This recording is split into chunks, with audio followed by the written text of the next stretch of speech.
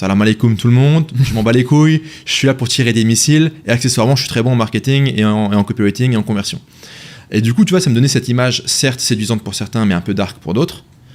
Et donc, du coup, quand tu as des gens qui débarquent et qui disent oui, mais j'ai entendu dire que c'est un escroc machin, comme tu as cette image un peu rock'n'roll, tu passes facilement du rock'n'roll au dark, ou même tu vois, au scam, ou à l'escroc, etc., dans la perception des gens. Alors que si j'arrive et je dis shalom tout le monde, j'ai 3 technos qui déchirent de ouf, et by the way, je suis un gros bourrin et je suis un peu borderline sur les bords, ça passe beaucoup mieux. Tu vois, c'est. Ouais, je suis d'accord. Comment toi, justement, c'est quoi en gros le positionnement que tu essaies de faire sur le Alessandro, quoi? Alors le positionnement, c'est intéressant de le voir comme tu l'as dit, c'est assez similaire, c'est-à-dire que j'ai un projet dans lequel je suis co-founder avec Kevin, qui est une techno Web3, donc c'est un no custodial wallet, donc ça s'appelle Okaiwa, donc c'est un écosystème dans lequel... T'es ça comment?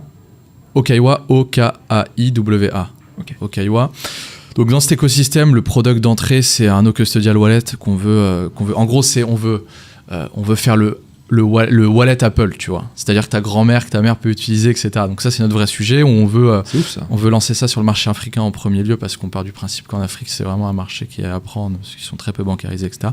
Donc Oka Wallet. Ensuite, on a un studio, Oka Studio, où on met en place des jeux de play to earn, etc. Donc ça, c'est... Ça, d'abord, on lance ce produit-là et en fait, donc c'est un produit dans lequel, donc, qui est valorisé. Enfin, c'est une société qu'on a en commun qui est valorisée et dans lequel ma personal brand intervient pour créer de l'attraction uniquement.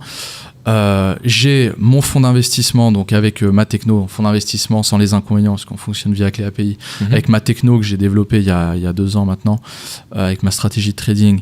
Donc ça, c'est un ticket d'entrée plus avancé. On parle de 6 chiffres minimum. Ça, c'est pour la minorité de ma commu qui ont le plus de résultats, qui ont le plus de trust, que j'upsell sur ce truc-là, où moi-même je suis commissionné à la perf et qui est valorisable, même si bon, les perfs dépendent d'un humain, donc forcément, il y a ce côté-là. Et le côté cash flow avec le MRR et l'accompagnement one-shot que je peux vendre via les Webi. Donc en fait... Donc Web3 techno. Web3 techno. Wallet, techno, etc. On en parlera dans un instant, parce que moi ça m'intéresse. T'as... fonds d'investissement, là c'est en gros faire fructifier le capital, faire rentrer des gens qualitatifs qui ont du budget, qui savent ce qu'ils foutent là, qui savent sont là. Et après tu as finalement, en fait tu as aussi un peu un triangle comme ça, ta communauté, cash flow, club investisseur, opportunité d'investissement, truc un peu malin pour faire des compléments de revenus, quoi. Ça, donc les mecs qui viennent de l'ADS, ils me connaissent pas, ou de l'organique via YouTube, ils démarrent avec mon petit MRR à 49 ou mon produit IT, ils gagnent en confiance, ils gagnent en résultat. Cette minorité qui ont le plus de capitaux et qui plus est aussi ont des situations intéressantes viennent sur le fond, donc mon capital réseau s'accroît et capital financier également, et les plus éveillés viennent sur le Web3 sur ce sujet-là, tu vois. Puis moi j'apporte toute la partie consultant au niveau marketing machin sur ces sujets-là, sur le sujet techno. Sur ton wallet, c'est quoi la stratégie de croissance, adoption, croissance? Alors, pardon, excuse-moi, vous êtes à quel stade de développement? Et après, du coup... Là, juillet, on sort le wallet en bêta. D'ailleurs, la particularité de ce wallet, c'est qu'on inclut une messagerie cryptée, c'est type Signal. Donc, en fait, on pourra discuter entre nous si tu as le wallet. On pourra... le wallet. Comment? Du coup, tu rajoutes une dimension sociale pour faire de la viralité. C'est ça. C'est malin. C'est ça. Donc, on lance la bêta en août. Stratégie de croissance. Alors, on a mon associé connaît deux gros marketing relationnels en Angleterre et aux États-Unis. Et on va attaquer, en fait, on a la possibilité d'avoir un partenariat avec une société qui s'appelle Nexoras, qui est basée à Londres, où ils ont 250 000 utilisateurs, ils ont développé leur propre blockchain, ils ont leur coin qui est là depuis longtemps, qui est solide, etc. Et on va leur dire, voilà, venez utiliser notre wallet. Donc le wallet est compatible pour leur blockchain. Voilà, tout à fait. Et puis on va démarrer comme ça. Sur le marché africain aussi, il connaît pas mal de monde et on va arriver, tu vois, from scratch. Moi, j'ai jamais fait ce type de marketing, tu vois. Donc, en vrai, ça me challenge vachement. J'ai pas encore bossé à fond sur ces sujets-là, mais je sais qu'on va avoir la première traction avec ça, avec ma communauté, mais qui sont quand même relativement des early adopters. Donc, voilà, tu vois, le Web3 encore, franchement, pour Madame Michou, même si on va vraiment simplifier le process au max, on va d'abord commencer avec cette boîte de MLM dans lequel on va devenir partenaire. Okay. Donc plus un marketing bottom-up que top-down, quoi. Top-down que bottom-up, c'est que vous chopez un gros partenaire qui lui peut gérer, distribuer sur un max de monde votre product, plutôt qu'être en mode organique. Ok, on a un mec, 2 mecs, 3 mecs, ils se parlent, ils sont contents. Ils font on va parce que j'ai pas mal de potes youtubeurs qui sont dans la niche crypto en France et tout. On va potentiellement les approcher pour faire des deals sympas, tu vois. Mais en fait, on part du principe que attaquer le marché worldwide direct, et parce que le marché français, c'est pas le plus intéressant. Donc, marché africain et US, quoi. Et on va voir. Okay. Et du coup, c'est un wallet qui supporte plusieurs blockchains. On sera sur Polygon. Ouais, tout multi-chain. Polymatic, Ether. Ouais, tout à fait. Avec messagerie cryptée. Intéressant. Avec une user experience super friendly. J'ai un pote, il a un business inconnu bataillon. Tu vois, quand tu es sur Exodus, je crois que c'est sur Exodus. Ouais, j'adore Exodus. Quand il est pareil, quand il est sur Exodus, tu peux swapper genre ton BTC pour de l'Ethereum, tout ça. En gros, passer d'une blockchain à l'autre. Ouais. C'est pas Exodus qui fait. Exodus, il sous-traite à ce mec-là. Et ce mec-là, il prend un frais.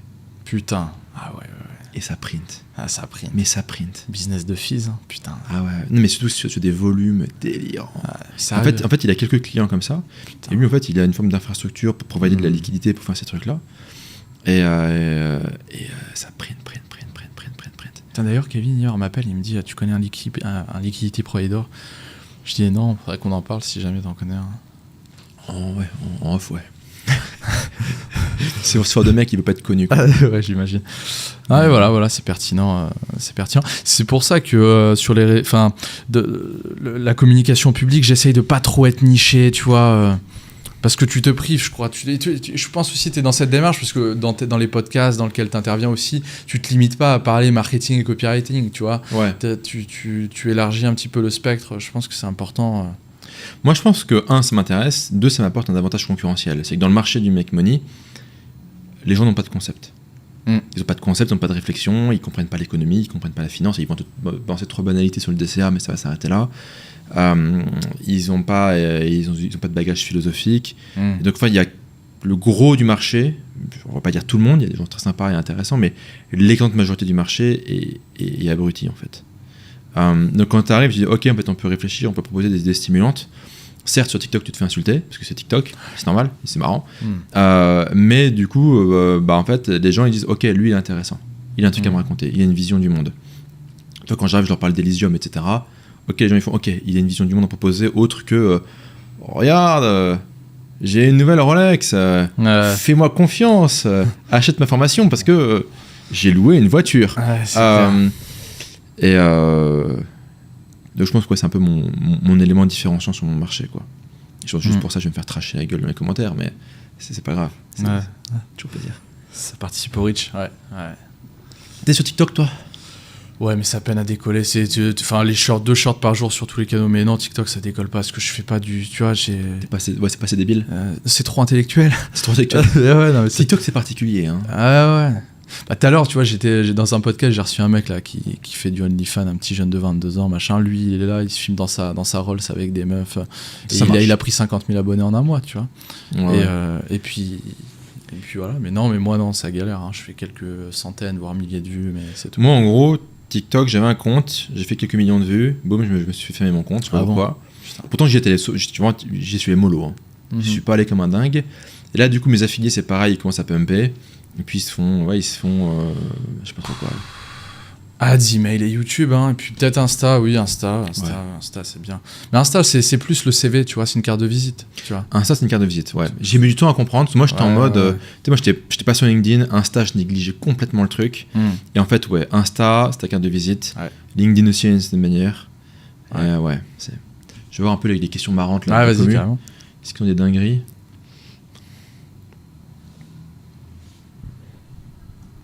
Alors, est-ce que t'as eu à dégager un mec ou pas encore? Non, ça va, t'as pas de questions à la con. Moi, j'ai pas trop de cassos sur mon Telegram. J'ai pas trop de cassos. C'est assez. Les gens écrivent sans trop de fautes. C'est plutôt civilisé. En même temps, j'ai le bannissement très facile. En fait, sur Telegram, je réponds vraiment aux gens. Je réponds quasiment à tout le monde.